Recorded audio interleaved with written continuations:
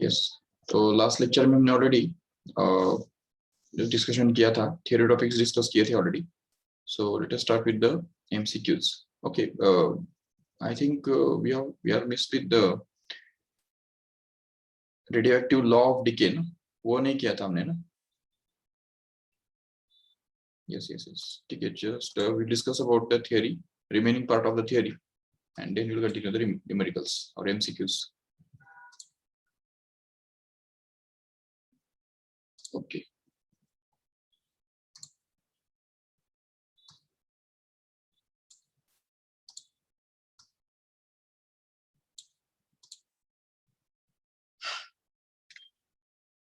Yes. So last time हमने radioactivity के बारे में देखा था. अल्फा और बीटा पार्टिकल्स जब इमिट होते हैं तो उसकी वजह से मास नंबर में क्या चेंज होता है, एटॉमिक नंबर में क्या चेंज होता है, वो सब चीजें हमने देखी थी. आज के लेक्चर में हम देखेंगे what is the law of radioactive decay and what does it mean and how to use it. तो law of radioactive decay tells us simply that the rate of change of or rate of disintegration, that means dn by dt, is directly proportional to the number of nuclei undisintegrated present at any instant of time. तो ये जो simple statement जो है इसको radioactive law of decay कहा जाता है, जिसमें अब ये देखो ये तो हमने देख लिया. तो इसका जो कांस्टेंट ऑफ प्रोपोर्शनलिटी है तो वो बनता है dn by dt is equal to, ये जो कांस्टेंट ऑफ प्रोपोर्शनलिटी है उसको हम लैम्बडा से डिनोट करते हैं. Lambda that is multiplied with capital N, where N stands for the number of undisintegrated nuclei present at any time, and also one minus sign is also there. ठीक है. सो इसको जब हम इंटीग्रेट करते हैं तो हमको ये इक्वेशन मिलता है, that is N is equal to N not into e raised to minus lambda into t. This is the equation which is called as the integral form of this equation, where this is going to be the differential form of the law of radioactive decay. And so we can just and also we can just express it in terms of the log also. Log of log के form में भी express कर सकते हैं, that is time required will be actually equal to 6.093 into log of n naught upon n, that is to be divided by lambda, where lambda is going to be the simply the constant, rate constant भी बोलते हैं उसको, decay constant भी बोल सकते हैं उसको. ठीक है ना. So this decay constant gives us an idea about how fast the radioactivity takes place. ठीक है, कितना फास्ट ये रेडियोएक्टिविटी है वो होता है, उसको हम डिके कांस्टेंट बोलते हैं. ठीक है. और ये जो टाइम है, टाइम और रेट डिके कांस्टेंट, इन दोनों के बीच में एक इनवर्स रिलेशनशिप होता है. सॉरी, यहाँ पे 6.093 नहीं है, it will be 2.303. ठीक है, that is multiplied by log of, and remember that this log is going to be to the base 10 here. ये 10 बेस पे log लिया हुआ है, याद रखो ठीक से. ठीक है ना. So this is another formula which is in terms of log. And also here there is a concept of that is called activity.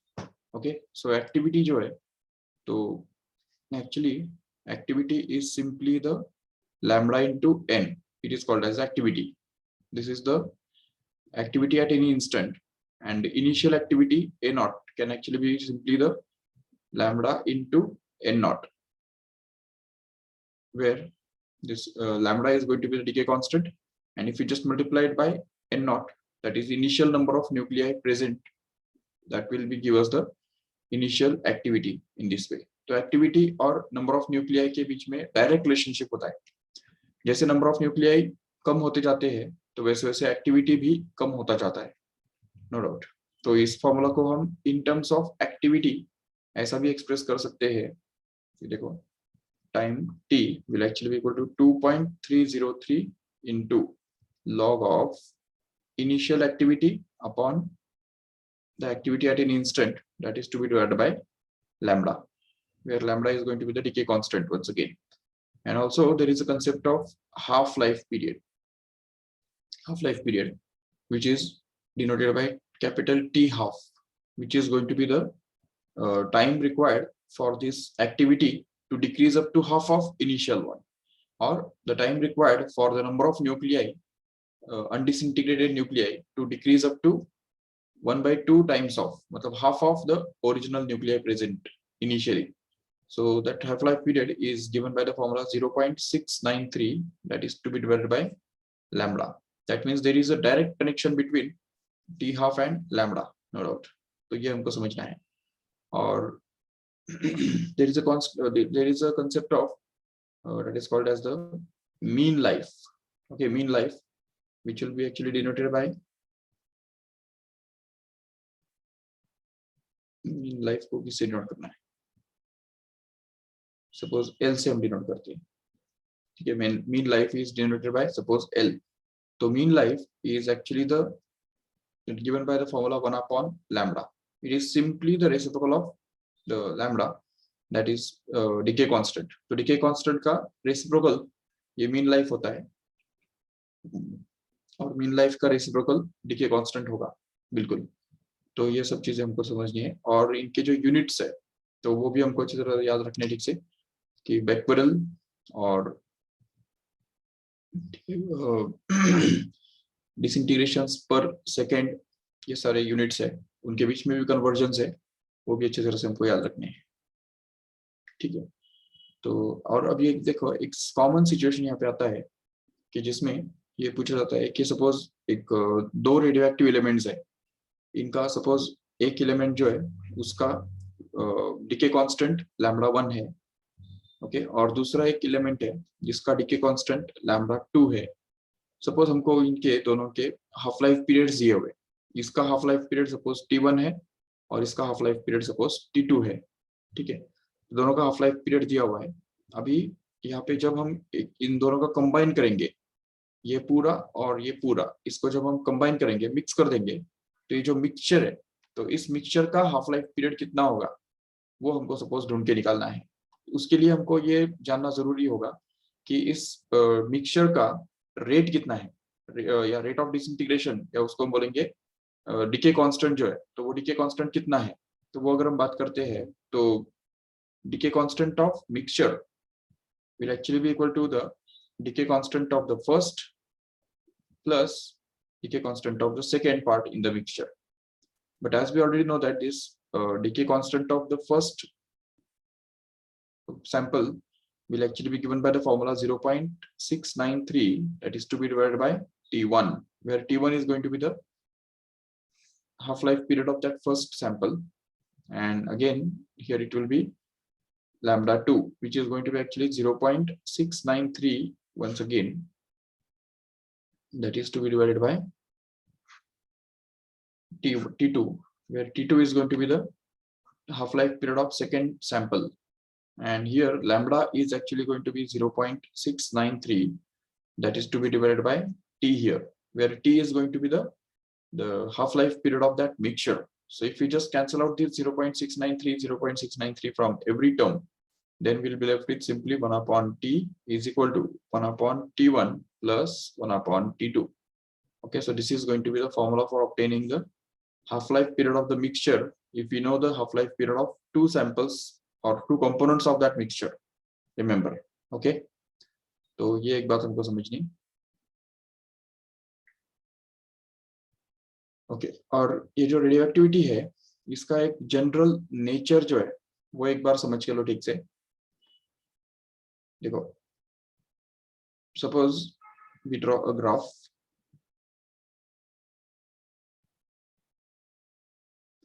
in which we have plotted time on x-axis, and suppose the number of disintegrated nuclei is plotted on the y-axis. Suppose the initial number of undisintegrated nuclei is going to be suppose n naught. Okay, ये n naught जो है वो है initial number of nuclei present undisintegrated. Okay, then the number of undisintegrated nuclei just goes on decreasing like this exponentially and tends to become 0 like this. Okay, तो इस type का graph हमको ये मिलता है। बट इसमें एक देखा जाता है कि जिस टाइम के अंदर ये आधा हो जाता है, तो ये सपोज ये n0/2 है। ओके, n0/2, तो n0/2 होने के लिए जो भी टाइम लगता है उसको ही हम क्या बोलते हैं, हाफ लाइफ पीरियड बोलते हैं। ठीक है, तो इसका मतलब एक हाफ लाइफ के बाद, देखो ठीक से, ये जो है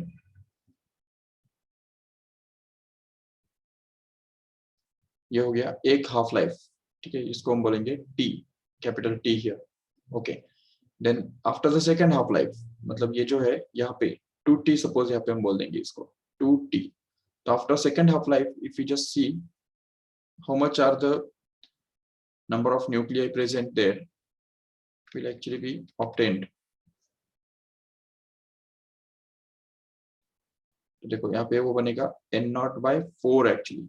okay, in the same way here if you just continue this, और आगे जाके सपोज यहाँ पे 3t अगर हम देखेंगे, 3 हाफ लाइफ के बाद क्या होगा, तो नंबर ऑफ न्यूक्लिया कितने बनेंगे, you guess? Actually it will become n0/8, remember, and so on like this। तो जितने हाफ लाइफ बढ़ते जाएंगे ना, तो उतना जो नंबर ऑफ अनडिसइंटीग्रेटेड न्यूक्लिया जो बचेगा वो आधा आधा आधा होता जाएगा। ठीक है, so in general what we can say is the number of undisintegrated nuclei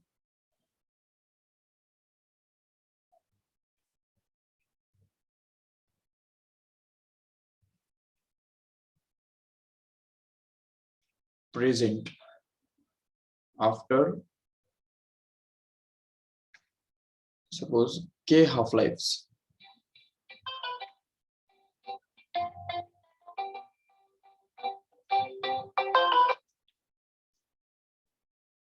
hello sir,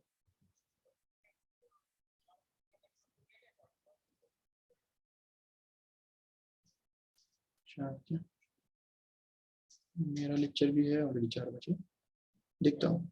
मेरा लेक्चर एक्चुअली 4 बजे ही है, दूसरे बैच पे, तो उसकी मैं तो नहीं ले पाऊंगा।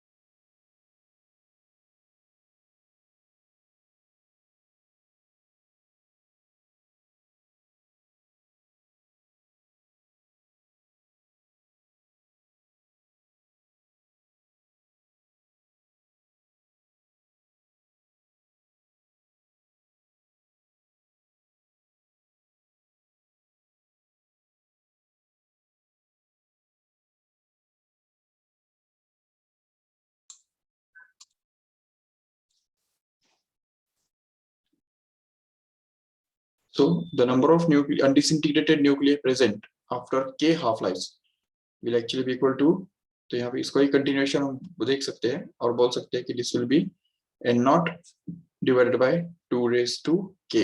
ओके, तो यहाँ पे n0 को 2⁻k से हमको डिवाइड करना होगा, दैट्स इट। तो ये हमको समझना है, या अभी इसको हम n बोल सकते हैं कि नहीं, तो इसको हम ऐसा लिख सकते हैं कि n is going to be equal to n0 upon 2⁻k। okay, so that we can also say that this will be n upon n0, actually will be actually 1 upon 2⁻k, correct? And what this n upon n0 is called is the fraction। okay, इसको बोलते हैं fraction of total nuclei present after k half lives। तो अगर k half lives हो गया, तो k half lives के बाद टोटल जो न्यूक्लियर प्रेजेंट थे इनिशियली, उसका कितना फ्रैक्शन बचा रहता है, तो वो फ्रैक्शन हमको मिलेगा 1/2⁻k इस फॉर्मूला से। तो जितने भी हाफ लाइव्स होंगे उतना ही 2 का पावर यहाँ पे ऐड होता जाएगा। और अगर तुमको पूछा है कि how many number of nuclei have disintegrated. अब यहाँ पे तो हमने प्रेजेंट आफ्टर के हाफ लाइफ बोला है ना, कि प्रेजेंट का मतलब क्या है, उस समय वो प्रेजेंट रहेंगे, लेकिन कितने डिसइंटीग्रेट हो गए वो कैसे हमको नहीं मिलेगा। ठीक है, तो नंबर ऑफ न्यूक्लियाई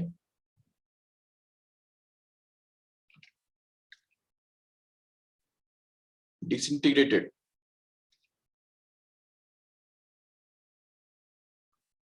इन के हाफ लाइफ्स। तो के हाफ लाइफ्स के अंदर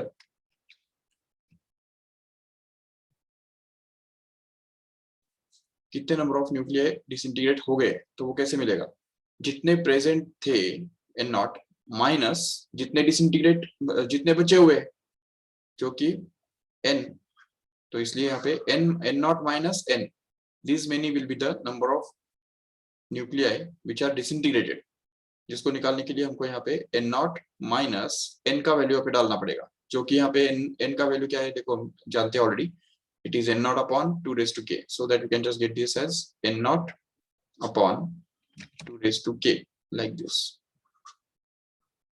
and then we can just take this n naught outside and we will be left with simply n naught into 1 minus 1 upon 2 raised to k. This will be the number of nuclei which are disintegrated, and these many will be the number of nuclei which are present after k half lives, remember.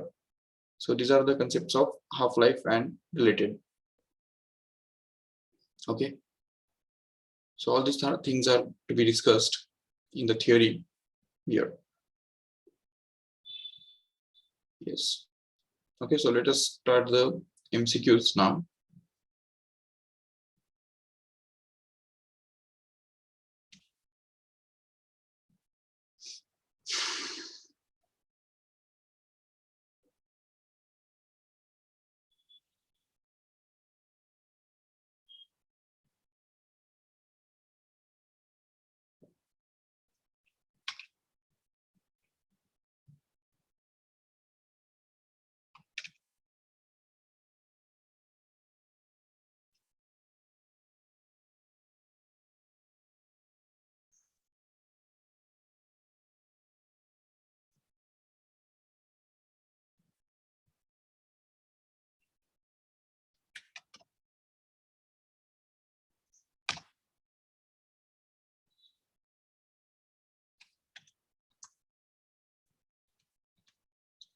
Yes, just read the question carefully. Which of the following transitions in H2 atom, H2 मतलब अभी hydrogen atom, emits the photon of highest frequency? Okay, तो यहाँ पे एक option जो है तो n equal to 2 to n equal to 6 है, दूसरा है 2 to 1, तीसरा है 6 to 2 और चौथा है 1 to 2. ओके, अभी इसमें इमिट बोला है ना उन्होंने, इमिट का मतलब क्या होता है, when the photon will be emitted when the hydrogen atom or electron will just fall from higher energy state to lower energy state. तो उसको सामने रख के ये जो है यहाँ पे n equal to 1 to n equal to 2, ये वाला ऑप्शन तो उधर ही रॉन्ग हो गया. इवन यहाँ पे n equal to 2 to n equal to 6, ये वाला भी ऑप्शन इधर ही रॉन्ग हो गया, क्योंकि ये जो है वो नीचे से ऊपर जंप कर रहा है, तो उसको वो तो एनर्जी एब्जॉर्ब करेगा उल्टा. ठीक है, इट विल नॉट इमिट. तो इमिट करने के लिए या तो ये ऑप्शन करेक्ट होना जरूरी है. लेकिन अभी इसमें भी हम ये जानते हैं कि सेकेंड से फर्स्ट तक जब वो इमिट करेगा, अभी इसमें एक बात है कि जो एनर्जी जो है ना, वो एनर्जी हमेशा inversely proportional to n square होता है, जिसके कारण अगर हम फर्स्ट एनर्जी लेवल की अगर बात करते हैं E1 की, तो वो होता है minus of 13.6 electron volt. Correct है, ये हो गया first energy level. Second energy level जो है वो होता है ऑलमोस्ट माइनस 13.6 अपॉन 4. ये इसकी वजह से n स्क्वायर के साथ इनवर्सली प्रोपोर्शनल में होने की वजह से ये 13.6 को 4 से डिवाइड करने से हमको क्या मिलेगा, एक्चुअली 3 ऑलमोस्ट 4. करेक्ट है, 3.4 इलेक्ट्रॉन वोल्ट. तो ये बन गया हमारा E2. और अगर हम बात करते हैं E6 की, तो क्या वो बनेगा, E6 एक्चुअली बनेगा 13 minus of 13.6 that is to be divided by 6 का स्क्वायर, जो कि होता है 36 एक्चुअली. तो इसलिए अब यहाँ पे ये इसको 36 से डिवाइड करना पड़ेगा। 13 डिवाइडेड बाय 36 ऑलमोस्ट कितना होगा, देखो ठीक से।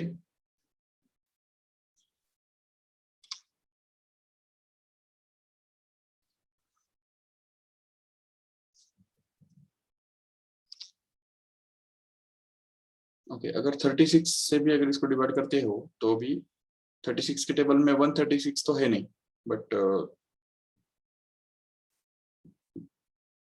36 थ्री जा सॉरी 0 पॉइंट आएगा, और 136 तो है नहीं, बट 108 तो है। तो ये 3 नंबर पे है, इसलिए वो 0.3 तो यहाँ पे आएगा जरूर। और 108 को अगर इसमें से माइनस कर दो तो 18 बचेगा, जो 180 बन जाएगा, जिसको हम 0.35 लिख सकते हैं आराम से। सो ऑलमोस्ट वो 0.35 हो गया। अभी अगर हम देखते हैं कि कौन सा डिफरेंस ज्यादा है, E1 माइनस E2 ज्यादा है या E2 माइनस E6 ज्यादा है। तो E1 माइनस E2 अगर देखेंगे ठीक से, तो no doubt negative sign is already there. Okay, so E1 minus E2 बनेगा वो E1 जो कि माइनस ऑफ 13.6 है, माइनस E2 जो कि माइनस ऑफ 3.4 है, जिसको हम लिख सकते हैं 3.4 minus 13.6, which will be actually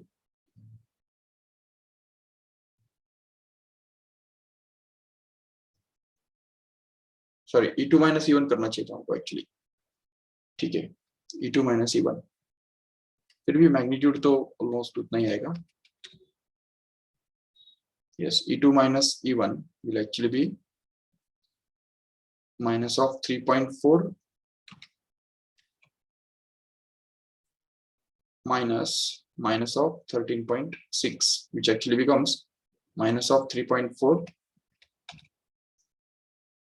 plus 13.6, which will actually be 10.2, right है।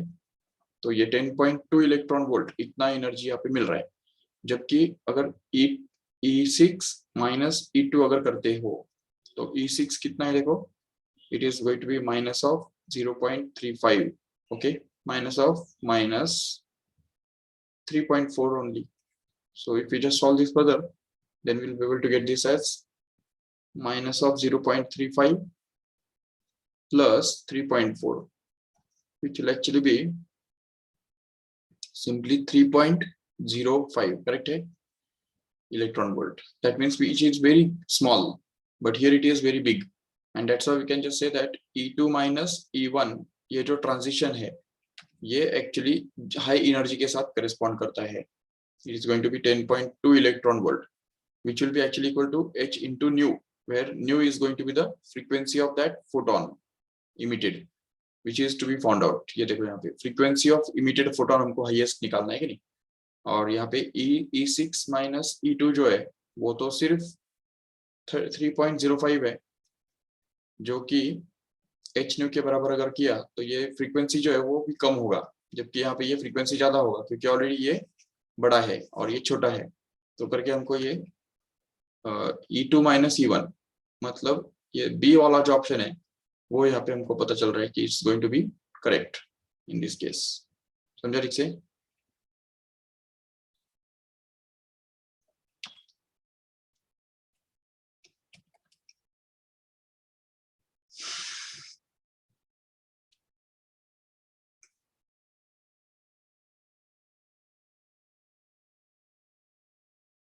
Okay, take this next question here.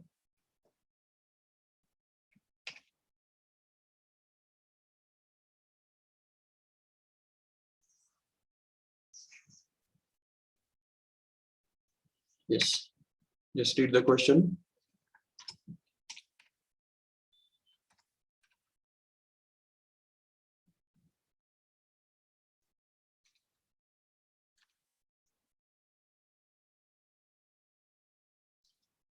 देखो, half life period of a substance is 20 minutes. What is the time between 33% decay and 67% of decay? Okay, तो देखो half life period जो है वो दिया हुआ है टी हाफ, जो कि 20 मिनट दिया हुआ है। ठीक है, और अभी हमको निकालना ये है कि 30% डीके और 67% डीके के लिए बीच में कितना टाइम जाता है, वो हमको ढूंढ के निकालना है। तो उसमें देखो,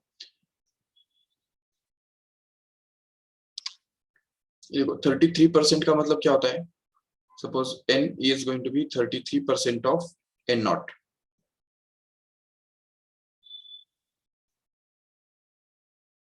इसका मतलब ये हुआ कि n1 is going to be almost 1/3 ही हो गया कि नहीं वो, यस 1/3। तो 33% का मतलब है 33/100 इंटू n नॉट, मतलब ये n1 कितना हो गया, 1/3 ऑफ n नॉट हो गया। ओके, और अभी 67% डीके, अच्छा नहीं नहीं नहीं, डीके 1/3 है ना, मतलब डीके 33% है, मतलब बचेगा कितना। तो देखो n1 will actually be equal to n naught minus 33% of n naught, समझा ठीक से। यस, तो मतलब वो एक्चुअली n नॉट अगर कॉमन लिया जाए तो अंदर में क्या बचेगा, 1 माइनस 33/100, मतलब ये वो बन गया actually 67%, right, 67/100 times of n not. तो ये n1 बन गया, जिसको हम एक्चुअली 2/3 बोल सकते हैं, 2/3 times of n not. Okay, और दूसरी तरफ ये जो 67% डीके बोला है, तो अभी 67% डीके का मतलब क्या होता है, तो value of the number of nuclei which are left undisintegrated will actually be n naught minus 67% of n naught, right। जिसका मतलब ये होगा n naught अगर कॉमन लिया जाए तो ये बनेगा 1 minus 67/100 which will actually be equal to n naught into here it will be 33/100 which means it is 33%, मतलब ये 1/3 हो गया वो, तो ये 1/3 of n naught हो गया। That means we want to make the number of nuclei to reduce from 2 times of n naught by 3 to simply n naught by 3, right। लेकिन इसमें एक बात चेक करो यहाँ पे कि n 2 times of n naught by 3 का ये n naught by 3 जो है वो आधा ही तो है कि नहीं। Since we can just say that is n2 is actually half of n1, तो इसकी वजह से यहाँ पे हाफ होने के लिए मतलब n1 का आधा इतना डिसइंटीग्रेट होने के लिए जितना टाइम लगता है उतना ही टाइम लगेगा, मतलब जो कि यहाँ पे हाफ लाइफ पीरियड दिया हुआ है ना यहाँ पे, जो कि 20 मिनट दिया हुआ है। तो इसलिए 2 टाइम्स ऑफ n0/3 का सिंपली n0/3 तक रिड्यूस होने के लिए उतना ही टाइम लगेगा जितना आधा होने के लिए टाइम लगता है, क्योंकि ये जो n0/3 है वो इस 2 टाइम्स ऑफ n0/3 का आधा है, और इसीलिए यहाँ पे time required will be just same as 20 minutes only. ठीक है, अगर आपको ये समझ में नहीं आया तो एक दूसरा सिंपल मेथड भी है, मतलब दूसरा थोड़ा सा मेथड भी है जो यूज कर सकते हैं यहाँ पे।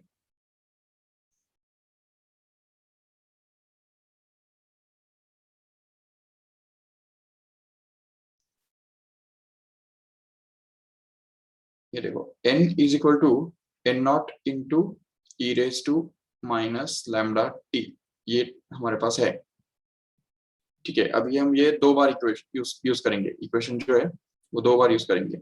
फर्स्ट टाइम n1 के लिए, जबकि n1 is actually going to be n0 into e raised to minus lambda into t1, where t1 is to be the time for this 33% to decay।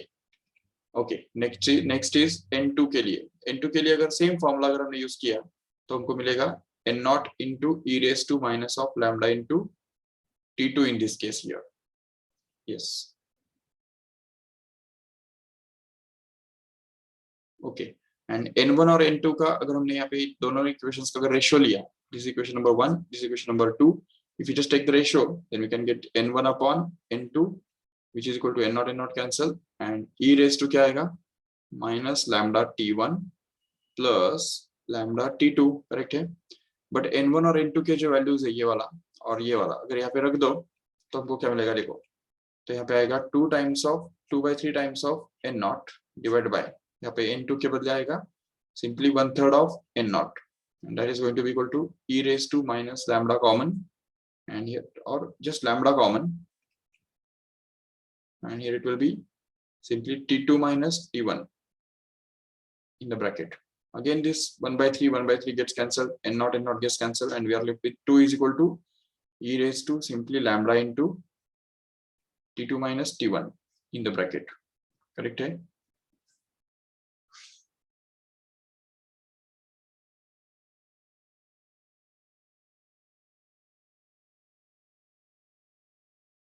Yes, but t half is already given to be 20 minutes. What does it mean? मतलब n is equal to क्या होता है, n naught into e raised to minus lambda into t होता है. तो इसमें अगर हमने t के बदले कैपिटल T डाल दिया जो कि हाफ लाइफ पीरियड है, तो यहाँ पे n के बदले क्या करना पड़ेगा, हमको n naught by 2 डालना पड़ेगा.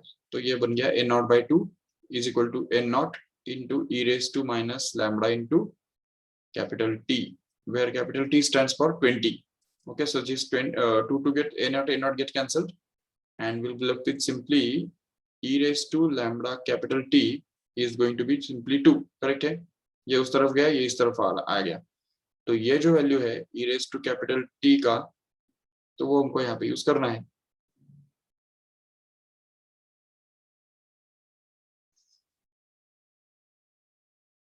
तो अगर हम उसको डाल देंगे यहाँ पे, yes, yes, we can just put this 2 as e raised to lambda t in this case here.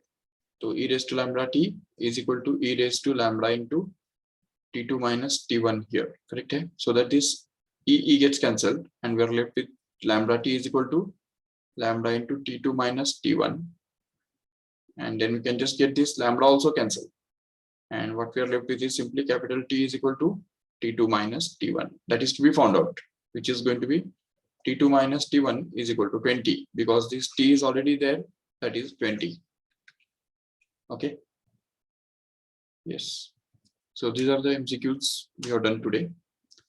Let us do the remaining MCQs in the next lecture tomorrow. Okay, sure. Thank you, all of you.